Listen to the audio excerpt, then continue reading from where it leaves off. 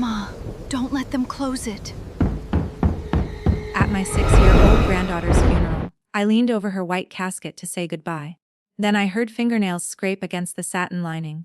"Grandma," a tiny voice whispered from inside. Daddy said if I woke up, I would ruin everything. I stopped breathing. My son and his wife had told everyone that Chloe had died from a fast, moving contagious illness. They had arranged a private funeral, ordered the casket sealed before midnight, and given me 10 minutes alone with her body. But when I forced the lid open, my granddaughter was warm, breathing, and terrified. Before I could lift her out, a hidden camera turned toward me. Floorboards creaked above my head. Then heavy footsteps rushed toward the stairs. Someone knew I had discovered the truth. And that someone was my own son. My name is Eleanor Vance.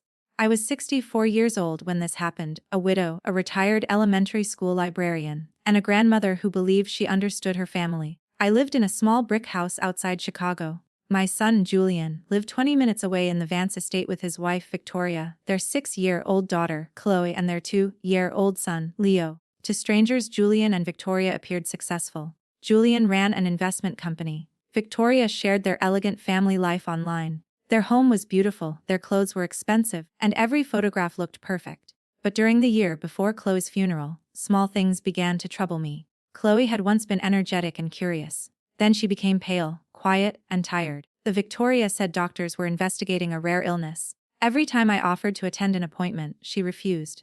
Every time I asked to speak with Chloe alone, Julian stayed nearby. They claimed they were protecting her from stress and infection. I wanted to believe them. Julian was my only child. After my husband died, the fear of losing my son made me ignore questions I should have asked. Then, 3 days before the funeral, Julian called me. His voice shook as he said Chloe had stopped breathing at home. He said doctors could not save her. Because the illness might be contagious, there would be no hospital viewing, no public service, and no relatives except me. I asked for the hospital's name. He said he could not talk and ended the call. Grief can make obvious lies sound reasonable. I spent the next 3 days moving through my house like a ghost. The night of the viewing, a storm covered the Chicago suburbs. Thunder rolled over the estate, and rain struck the windows so hard it sounded like gravel. The living room was filled with white lilies. Their sweet smell mixed with the sharp odor of chemicals around the small white casket. A thin funeral director named Mr. Graves stood near the hallway. He would not meet my eyes. "Health rules require a permanent seal by midnight," he said. "You may have 10 minutes. Julian and Victoria stood behind him dressed in black. Victoria cried without ruining her makeup. Julian held my shoulders and said, "Please don't make this harder." "Mom," then Victoria gave me chamomile tea. "Drink," she said softly. "You need to calm down." I took one sip. Beneath the honey, it tasted bitter and metallic. My instincts finally shouted louder than my grief. When she turned away, I poured the rest into a large plant. Even that single sip made my eyelids heavy. They went upstairs. The Graves walked outside to retrieve equipment for sealing the casket. I was left alone. I placed my hand on the lid and tried to pray. That was when I heard the scrape. At first, I thought it was the storm. Then it came again. "Please don't close it. I'm still here." I grabbed the brass latch. It had already been partly secured. I pulled, but it would not open. Panic burned through the drug in my body. I searched my cardigan, found my heavy house key, and forced its jagged edge into the gap beside the latch. The key cut my palm. I pushed harder. The wood cracked. The latch broke. When I raised the lid, Chloe stared up at me from the white satin. Her skin was gray. Her lips were dry and bleeding. Her chest rose in shallow, uneven movements. "Grandma," she whispered, "please don't leave me." I slid my arms under her. She felt frighteningly light, and her body was burning with fever. "I have you," I said. "I'm not leaving." As I wrapped her in my wool shawl, I heard a quiet mechanical click. A red light appeared inside what looked like a smoke detector near the ceiling. A tiny lens rotated until it pointed directly at us. The funeral was being watched. Above me, someone knocked over a chair. A bedroom door slammed open. Footsteps crossed the second floor and reached the stairs. Chloe pressed her face against my neck. "Daddy said the medicine would make the camera people happy," she whispered. "He said I had to stay asleep." I ran. I carried her through the hallway toward the laundry room at the back of the house. It had a solid oak door, an old wall telephone, and an exterior window. I locked us inside and reached for the phone. There was no dial tone. The cord had been cut cleanly from the wall. I searched for my cell phone, but my pocket was empty. I remembered Victoria bumping into me when she handed me the tea. She had taken it. This was not a desperate decision made that night. They had planned every detail. The laundry room door rattled so violently that Chloe cried out. "Mom!" Julian called from the hallway. His voice was calm, which frightened me more than shouting would have. "Open the door. The police are coming." I lied. I called them. For 1 second, there was silence. Then Victoria screamed. She found her. "Julian, she wasn't supposed to wake up until morning. The Graves will be back with the sealant any minute." My knees nearly failed beneath me. Julian struck the door with his shoulder. "You don't understand what is at stake, but bring Chloe out now." "You put your own child in a casket," I shouted. "She was supposed to stay asleep," he answered. "You are the one putting her in danger." It was the kind of lie he had used all his life. Cold, confident, and designed to make another person doubt reality. I placed Chloe inside a laundry basket padded with clean towels. Then I forced an ironing board under the door knob. I pushed the heavy washing machine across the tile until it blocked the entrance. Julian hit the door again. The frame cracked. "Mother, you are confused," he shouted. "Chloe is dead. You are holding a doll. Open the door before you hurt yourself." Even while trying to kill his daughter, he was preparing the story he would tell police. The small glass panel in the door shattered. Victoria's arm came through the opening. Blood ran from cuts near her wrist as her fingers reached for the deadbolt. I grabbed a large bottle of detergent and struck her forearm. She screamed and pulled back. "Break it down!" she yelled. "We cannot lose everything because of that old woman." Julian's footsteps moved toward the garage. Chloe coughed inside the basket. "Grandma, my chest hurts." The window had iron security bars on the outside. We could not climb through it, but someone might still see us. I found Julian's metal toolbox in a utility closet and used a wrench to smash the glass. Wind and freezing rain rushed into the room. The main road was 100 yards away beyond the dark lawn. Through the storm, I saw occasional headlights. On my key ring was a small tactical flashlight Julian had given me as a joke. He had said it was for when my old eyes failed. I pointed it through the bars and flashed 3 short signals, 3 long signals, then 3 short signals. "Sauce." I repeated it toward the road. Behind me, Julian returned. A sledgehammer slammed into the oak door. The washing machine jumped across the tile. "Let us finish this," Victoria shouted. "We are drowning in debt. The followers want a tragedy. They will pay for a tragedy." That sentence revealed a horror I still did not fully understand. Followers. Payment. My granddaughter's supposed illness had been a performance. The sedative pulled at me. Black spots crowded my vision, but I kept flashing the light. Another blow tore the top hinge from the wall. The next blow split the door. Julian stepped through the opening with the sledgehammer in both hands. Victoria stood behind him, holding her injured arm. Neither of them looked at Chloe as a parent would. They looked at her as a problem they needed to erase. I stood between them and the basket, holding the steel wrench over my shoulder. "You will have to kill me first," I said. Julian raised the hammer. "If that's what it takes," he whispered. At that instant, a red and blue light swept across the shattered window. A police cruiser left the main road and raced over the lawn. Its spotlight flooded the laundry room. Julian froze. The sledgehammer fell from his hands. The front door crashed open. Officers shouted commands as they moved through the house. Julian tried to tell them I was confused, but the broken casket, drugged child, cut telephone line, stolen phone, hidden camera, and sledgehammer told a different story. A delivery driver had seen my SOS signal while slowing near the estate.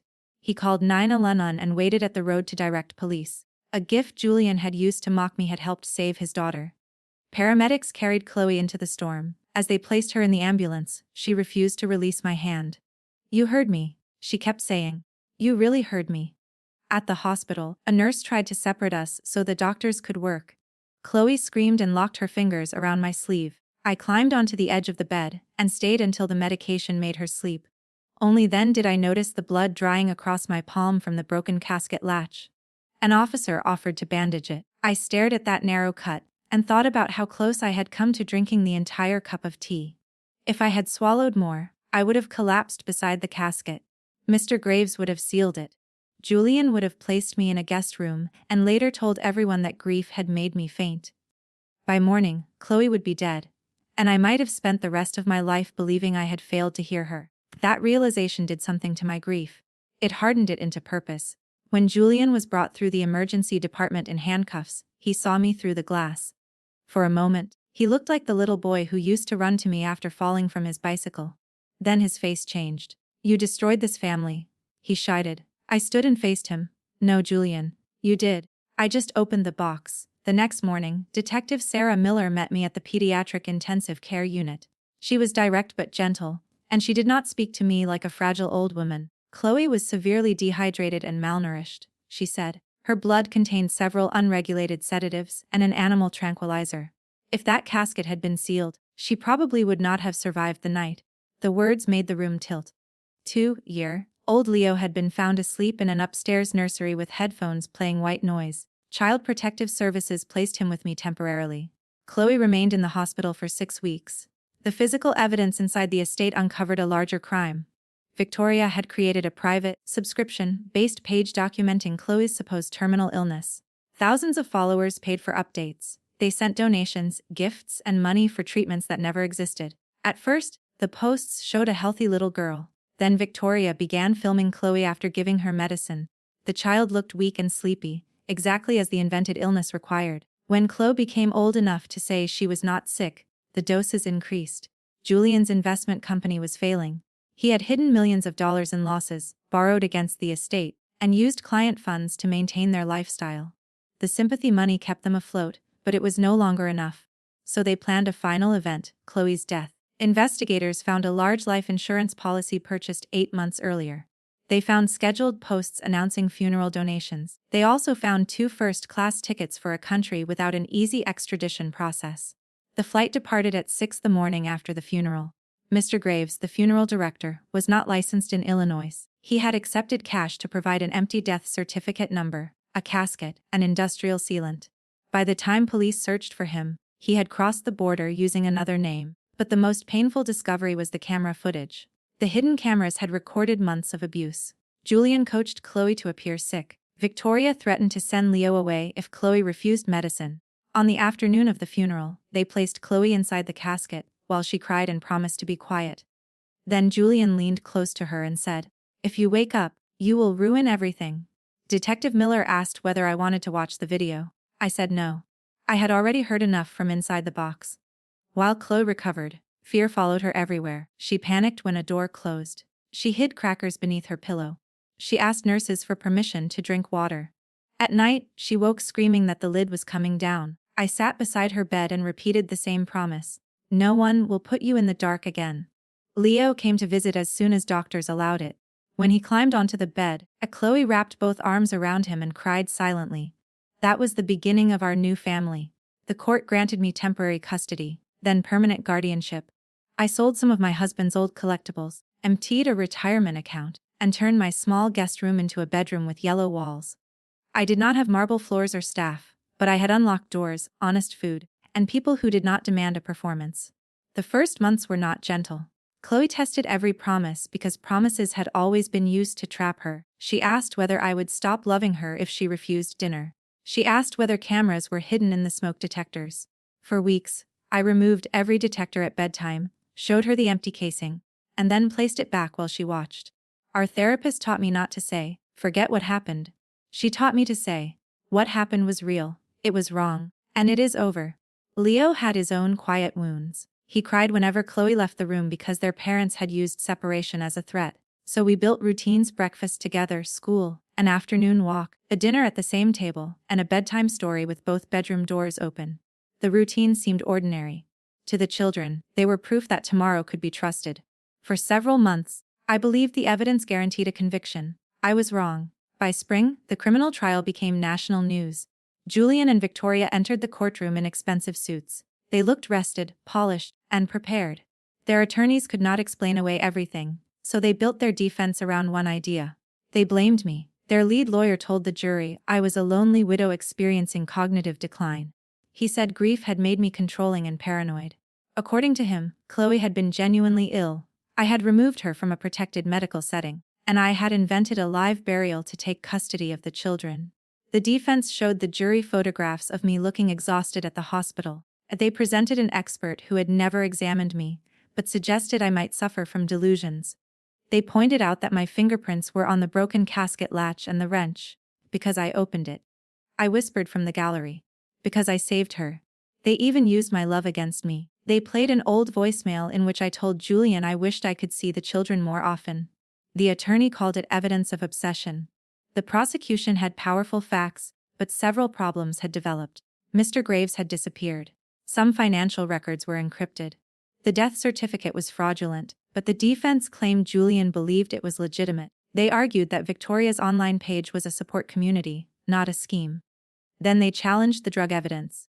They admitted Chloe had sedatives in her body, but claimed I had given them to her through natural sleep remedies. The cup of drugged tea had never been tested, because police knocked it over during the rescue. The plant containing the rest of the tea had been removed from the house before investigators recognized its importance. When I testified, the defense attorney approached me with a sympathetic smile. "Mrs. Mance, you were under extraordinary emotional pressure that night, correct? Les? You had consumed a calming beverage. One sip, before I realized it was drugged. But you cannot prove who put anything in it. My daughter-in-law gave it to me. And then, in a confused state, you damaged a casket, destroyed a door, struck Victoria, and threatened your son with a wrench. Is that accurate?" I was protecting Chloe. He looked at the jury. "That is your interpretation." I wanted to shout. Instead, I remembered Chloe watching from a protected room elsewhere in the courthouse, and I kept my voice steady. "No," I said. "That is what happened." I saw doubt in several jurors' faces. The hidden videos should have ended the argument, but the defense claimed the most damaging clips had been edited. Metadata showed that some files had passed through Victoria's video software. Although other recordings were clearly authentic, the defense needed only reasonable doubt. After 3 weeks, the prosecution's case looked less certain than it had on the first day. Julian noticed my fear. When the jury left the room one afternoon, he turned toward me. A small smile appeared on his face. He silently formed 2 words with his lips: "I win." That night, I sat at my kitchen table after the children were asleep. Anger told me to expose every private detail online, to make Julian and Victoria feel the humiliation they had sold to others. But revenge built from rage would only give them another way to call me unstable. So I chose a colder kind of revenge. I chose patience. I reviewed every photograph, hospital bag drawing, and toy returned from the estate. If there was one piece of evidence the police had missed, I intended to find it. Near midnight, I picked up Chloe's worn stuffed rabbit, Mr. Hops. One of his eyes was missing, and a repaired seam crossed his back. When I squeezed him, I felt something small and hard inside. I opened the Velcro pocket beneath the seam. 6 blue pills fell onto the table. My hands began to shake. Chloe appeared in the doorway wearing yellow pajamas. "Those are Mommy's sleeping candies," she said. "I hid them because they made everything dark." I called Detective Miller. The pills were tested before sunrise. They matched the substances in Chloe's blood. A trace contaminant linked them to a batch sold through an illegal online pharmacy. Better still, Chloe remembered where her parents kept the original package. Armed with that information, investigators obtained a new warrant and found the package hidden inside a false bottom drawer in Julian's office. Its shipping label used one of Julian's secret business accounts. The next morning, the courtroom doors opened just as the defense prepared to finish its case. The prosecutor stood. "Your Honor, the state requests permission to call a rebuttal witness and introduce newly discovered physical evidence." The Julian smile disappeared. The judge allowed the evidence after a private hearing. Chloe did not have to enter the crowded courtroom. She testified by live video from a quiet room with a child psychologist beside her. On the monitor, she wore a yellow dress printed with daisies and held Mr. Hops against her chest. The prosecutor spoke gently. "Chloe, do you know what it means to tell the truth? It means saying what really happened, even when you are scared. Can you tell us about the blue pills?" Chloe looked down at her rabbit. "Mommy called them sleeping candy. She said the camera people liked me better when I was quiet. Daddy said if I didn't take them, Leo would go away and it would be my fault." She explained how she sometimes pretended to swallow the pills and hid them inside Mr. Hops. She described the box, the darkness, and her father's warning not to wake up. The defense attorney tried to suggest I had coached her. Chloe looked directly into the camera. "Grandma didn't tell me what to say." The grandma is the person who listened when everybody else wanted me quiet. No one in the courtroom moved. Then the prosecutor displayed the laboratory results, the matching package, and Julian's secret account. The defense's alternative story collapsed in minutes. Victoria broke first. She stood so quickly her chair fell backward. Pointing at Julian, she screamed, "He bought them! The casket was his idea. I only wanted the donation money." Julian lunged across the defense table. Bailiffs pulled them apart while both shouted accusations. Each sentence confirmed another part of the case. I did not feel joy watching my son placed in handcuffs. I felt the final death of the person I had believed he was. 3 days later, the jury returned guilty verdicts on attempted murder, aggravated child abuse, conspiracy, wire fraud, insurance fraud, and financial crimes connected to Julian's company. Both received consecutive prison sentences that ensured they would spend decades behind bars. Before sentencing, I read a victim impact statement. I did not ask the judge to make them suffer. I asked him to protect the children from ever becoming their property again. They did not only try to take Chloe's life, I said. They tried to replace her real childhood with a story they could sell. They taught her that love came from strangers watching her pain. Please give her enough years of safety to learn that they were wrong. Julian stared at the table. Victoria cried, but by then I knew tears were not the same as remorse. The judge called their conduct deliberate, prolonged, and almost beyond comprehension. When the sentence was announced, I did not feel victorious. I felt a locked door finally close between two children and the people who had hunted them. Mr. Graves was arrested months later, after using a stolen identity at an airport. He pleaded guilty and testified about the cash payment, the false paperwork, and the plan to seal the casket permanently. The court seized the estate and the profits from Victoria's page. After victims of Julian's company were compensated, a judge directed part of the remaining money into protected trusts for Chloe and Leo. The same lies their parents had used to profit from them would now help pay for their therapy and education. I also asked the court for one unusual condition. All archived pages built around Chloe's false illness had to be removed, and no one could commercially publish the videos of her abuse. The public was entitled to know the crime, but Chloe was entitled to own her future. That was my revenge, not violence, not public cruelty, and not another lie. I took away the money, the image, the audience, and the control they had valued more than their child. Then I gave control back to Chloe. 10 years have passed. My once quiet house is now noisy, crowded, and alive. 16-year-old Chloe paints at a table near the kitchen window. She is intelligent, funny, and fiercely protective of children who struggle to speak for themselves. A 12-year-old Leo is outside attempting to plant a row of tulips, although every row he plants becomes a curve. They no longer hide food. They no longer panic when a door closes. The family photographs are taken only after everyone agrees. Some wounds did not disappear. Healing was never as simple as a verdict. There were years of therapy, nightmares, anger, and questions I could not answer. Chloe had to learn that love did not require sickness, silence, or obedience. I had to learn that sharing blood with someone does not make their choices less evil. One spring afternoon, Chloe asked whether I regretted opening the casket. I stared at her, surprised. Not for 1 second, I said. She smiled. I knew you would hear me. That sentence stayed with me. Julian and Victoria believed a sealed box could turn a living child into a profitable memory. They believed wealth could purchase silence, appearance could defeat evidence, and age could make a grandmother easy to dismiss. They were wrong about all of it. The night I opened that casket, I thought I was saving Chloe because she had called for me. Years later, I understood the deeper truth. She saved herself the moment she found enough courage to whisper. All I did was refuse to let the world ignore her. And sometimes, that is where justice begins, not with a courtroom, a badge, or a perfect plan, but with one frightened voice in the dark, and one person who chooses to listen.